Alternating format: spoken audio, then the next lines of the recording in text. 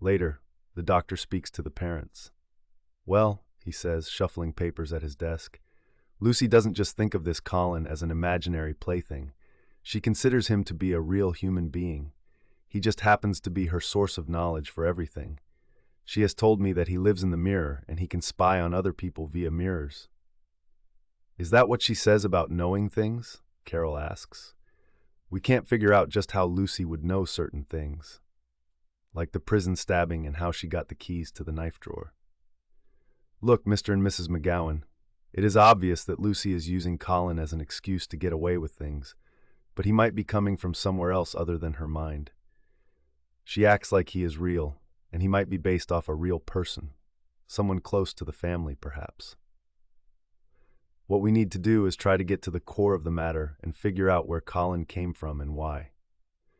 What exactly does he represent? Lucy is subdued for the rest of the evening. She doesn't say a whole lot during dinner. When her parents try to get her to open up about her session, she mostly just shrugs. I told him, me and Colin play together and do fun things, is all she says.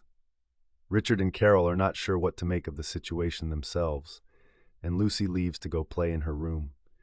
Tiptoeing past her room on their way to their own, Richard and Carol can see her through the small opening of her door. Lucy is sitting on the floor next to her bed, clutching her compact mirror. Yes, she whispers, I can. The rest of her whispers are inaudible, but her head is bent down in a very involved conversation. Her parents leave her doorway without saying a word. Lucy has sheets of paper spread across her table, but instead of using multiple colors for her drawings, this time she only uses one, black. She has to draw the same thing over and over again until she gets it right. She stops and positions her mirror towards it and then has to listen to direction. She holds up a finished drawing of a skeleton figure with drawn-on bones, a mask with big hollow eyes and only a few teeth. The mask looks dreary and haunting, like it is a reflection of the face behind it.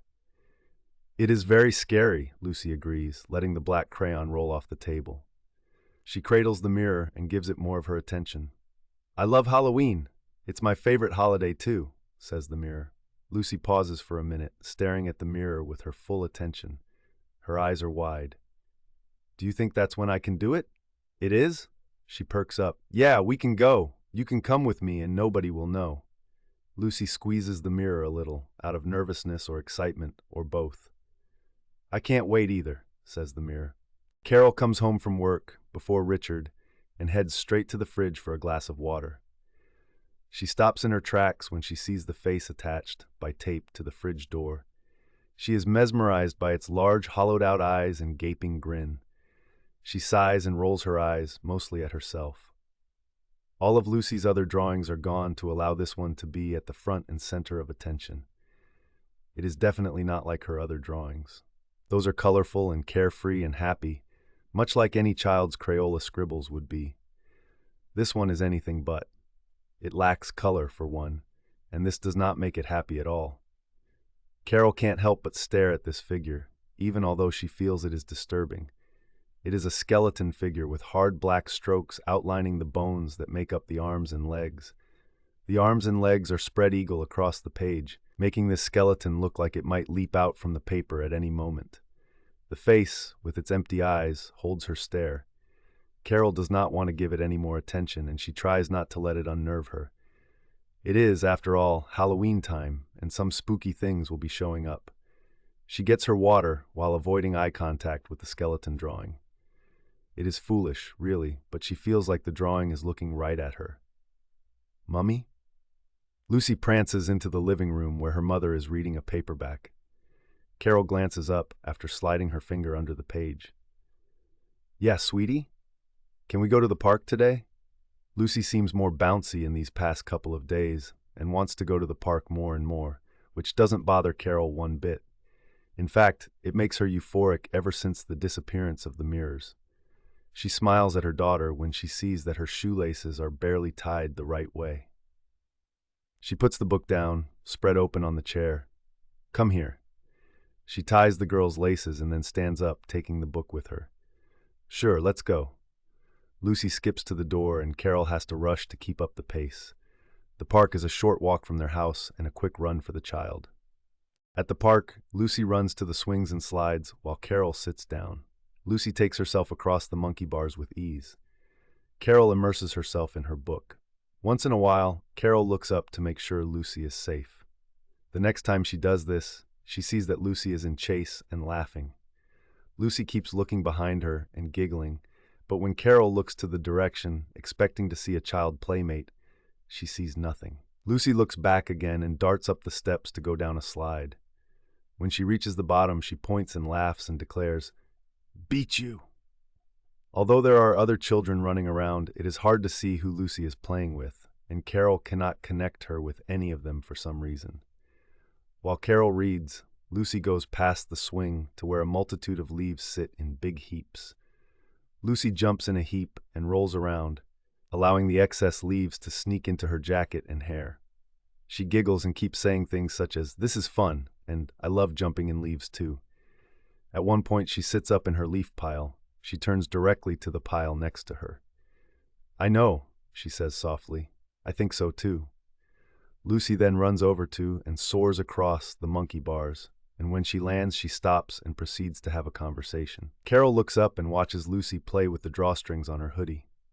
"Yeah," Lucy says. She nods and says some more things that Carol cannot hear. The more Carol watches her, the more the knot in her stomach begins to grow in anxiety. Carol gets off the bench to view the scene at the monkey bars. "Lucy? Yes, Mummy?" Carol tries not to let her voice waver. "Who are you talking to?" Lucy smiles, a devilish and boastful smile. "Colin." "I thought he lived only in mirrors?" Lucy's boastful little smile grows wider. Carol's stomach tightens to the core. "He doesn't anymore. I let him out." "He doesn't live in the mirrors anymore. I let him out," Lucy tells her mother. Carol acted naturally for the rest of the day. Richard came home to see his wife sitting on the couch with a perplexed look on her face. "What's the matter?" he asks her. Carol only sighs. "Well, your daughter and I went to the park today, and guess who she spent all day playing with?" "Who?" "Colin." Richard rolls his eyes. "Are you serious?" "She told me she let him out of the mirror." Her husband stands at the doorway to the living room. What is that supposed to mean? That she has a one-up on us now. She has decided her imaginary friend doesn't live in the mirrors anymore. Now he is out and about, and Lucy is going to cause more trouble because of it. We've got to have another talk with her as soon as possible. I wonder what Dr. What's-His-Face would have to say. "We need to see what we can find out for ourselves first," says Carol. "The so-called experts don't really have much to say about kid imaginary friends, do they?" Richard mutters. "Not really," Carol answers. "They all just say that kids sometimes invent imaginary friends because they have social issues and a hard time fitting in, and we both know that's not Lucy. Sometimes kids are just kids and like to pretend." "This is beyond pretending," he says. "We should make an appointment after this weekend." "Yeah," Carol agrees. "Let her have a fun Halloween first." Lucy comes into the living room, clad in her purple and orange skeleton costume and mask.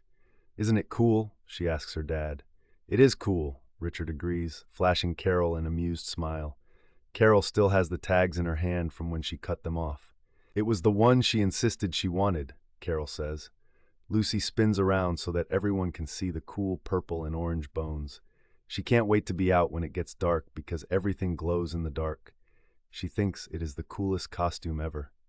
"Colin has one too," Lucy boasts proudly. "Is that why you wanted to be a skeleton this year?" her father asks. The child nods, and her mother smiles. "She's going trick-or-treating with Molly Anderson and her family." "And also Colin," Lucy states. "It's his favorite holiday, too." Richard and Carol's eyebrows raise. Lucy announces she is going to her room to find her favorite trick-or-treat bag, the pumpkin-shaped one she had last year.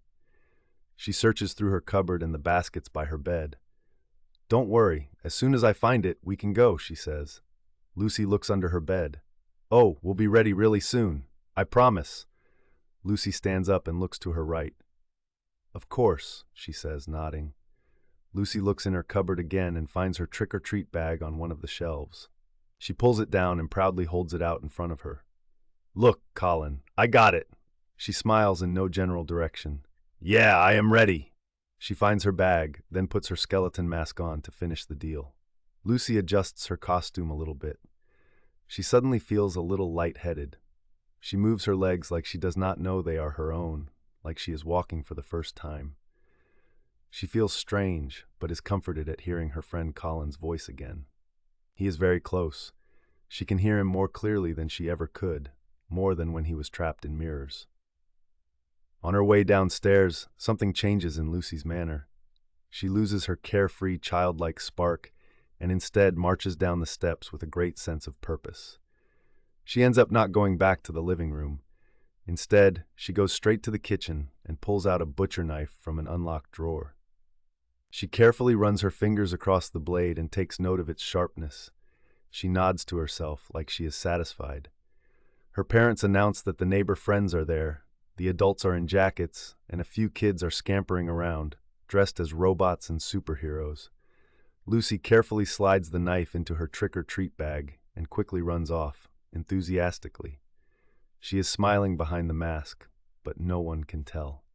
With not much else to do, Carol and Richard make their way downstairs to their home office. There is a lot of paperwork in different colored folders lying scattered all over the big desk. They have accumulated so much during the past few weeks that it covers the whole surface of the desk. The sheets all contain the same information: brochures and various printed articles on child psychology the doctor has given them. There are also files of criminal justice cases. Some files contain old newspaper articles about the people who had come and gone through the system. While sifting through the paperwork and files, Richard comes across a newspaper article that is nearly a year old. His brow furrows when he looks at the man's picture, and he feels compelled to reread the article. Trick-or-treat killer meets his end in prison. Renowned killer Colin Henry Teasdale was stabbed to death by fellow inmates last Thursday. Teasdale was often the target of abuse and ridicule by other inmates because of his small size. Teasdale is the man responsible for the deaths of 2 adults and 3 children. On Halloween night, he dressed as a trick-or-treater and went door to door and brutally stabbed whoever answered the door. Teasdale masqueraded in a black costume and a skull mask, and so blended right in with other children. He was caught and sentenced to prison by Judge Richard McGowan. "Carol," Richard says. "What?" Richard shows her the article and waits to see her reaction. She looks at the picture of the inmate staring back at her, the long pointed nose, messy hair, and hollow eyes. The newspaper image is rather blurry and it looks almost identical to the picture Lucy had sketched. "I remember this guy," Carol says. "He was in my wing. He's the one who did those Halloween night murders." Their thoughts turn to Lucy, out there, trick-or-treating in her skeleton costume.